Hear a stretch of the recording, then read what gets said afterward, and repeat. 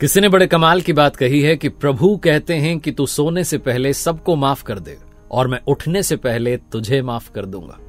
नमस्ते, मैं हूं आरजे कार्तिक। एक बड़ी छोटी सी कहानी सुनाता हूं एक बच्चे की जो अपनी मम्मी के साथ हर गर्मी की छुट्टी में नानी के घर जाता था। जैसे बाकी बच्चे जाते हैं वैसे उसका रूटीन था, लेकिन जिस साल वो 10 साल का हुआ उसी साल उसके घर में आफत आ गई। उसके पापा जो किराने की शॉप चलाते थे उसमें घाटा हो गया।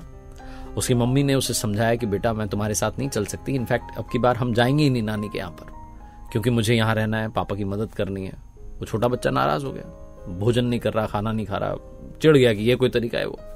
अब छोटे बच्चे को कितना समझाए। उसके पापा ने समझाया कि बेटा मम्मा की जरूरत है, हम दोनों मिलकर के फिर से दुकान को जो है ठीक करने की कोशिश कर रहे हैं, उस घाटे से निकलने की कोशिश कर रहे हैं। लेकिन उसे उतना समझ में नहीं आता, उसे सिर्फ नानी का घर, उसे गर्मी की छुट्टियां नानी के घर जाना है। उसकी मम्मा ने सुबह सुबह उससे कहा चलो ठीक है तुम्हें जाना है तुम अकेले चले जाओ।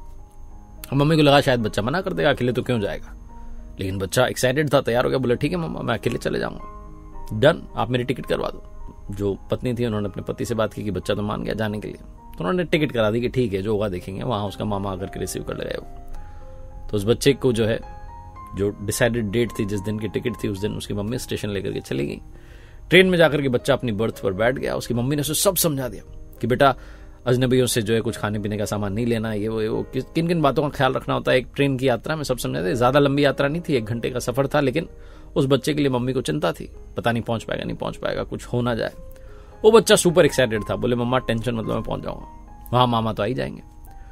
फिर भी मम्मी ने अपने पास में से निकाल के एक लिफाफा अपने बैग में से निकाल के उससे दे दिया कि बेटा ये जो लिफाफा है ना ये अपने पास रख लो, इस एनवलप में एक चिट्ठी मैंने आपके लिए लिखी है, अगर आपको बहुत ज्यादा टेंशन होने लगे, आप बहुत परेशान हो जाओ तो वो चिट्ठी खोल के पढ़ लेना। उसने कहा ठीक है मम्मा जरूरत ही नहीं पड़ेगी, आप टेंशन क्यों ले रही। ट्रेन का हॉर्न बजा, ट्रेन ने स्टेशन छोड़ दिया, ट्रेन निकल गई। शुरू के 10-15 मिनट लड़का बहुत एक्साइटेड था, सब अच्छा चल रहा था, उसे बड़ा मजा आ रहा था, अकेले जा रहा हूं ये वो। लेकिन उसके बाद उसका कॉन्फिडेंस डाउन होता गया। उसने देखा आसपास अजनबी चेहरे थे, कभी उसने बिना मम्मा पापा के ट्रैवल नहीं किया था तो उसे बड़ा अजीब लग रहा था, उसे डर लगने लगा, अंदर अंदर घबराहट होने लगी। और फिर उसे वो मम्मी की बात याद आई कि वो एनवलप जो है उसमें एक लेटर लिखा। उसने वो एनवलप निकाला, उसमें चिट्ठी निकाली।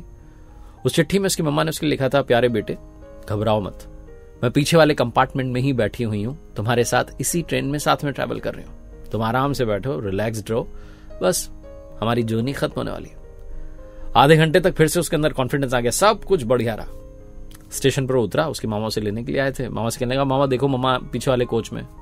मामा हंसने लगे, बोले बेटा वो तो वही है पापा के पास। बोले नहीं मामा वो देखो ना मम्मा ने एक चिट्ठी लिख के दी है।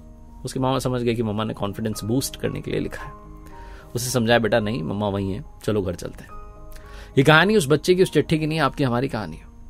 हम में से बहुत सारे लोग जब अकेले होते हैं, संकट में होते हैं, परेशानी में होते हैं, घबरा जाते हैं। हमें लगता है इस यात्रा में कोई है ही नहीं साथ में।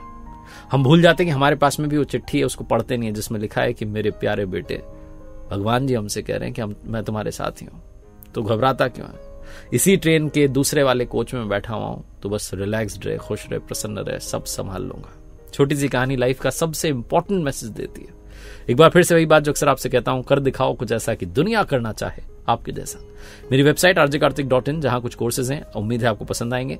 और साथ ही मेरी पहली किताब को प्यार देने के लिए बहुत बहुत धन्यवाद। अगर आपने नहीं पढ़ी है तो आप Amazon से, फ्लिपकार्ट से ऑर्डर कर सकते हैं।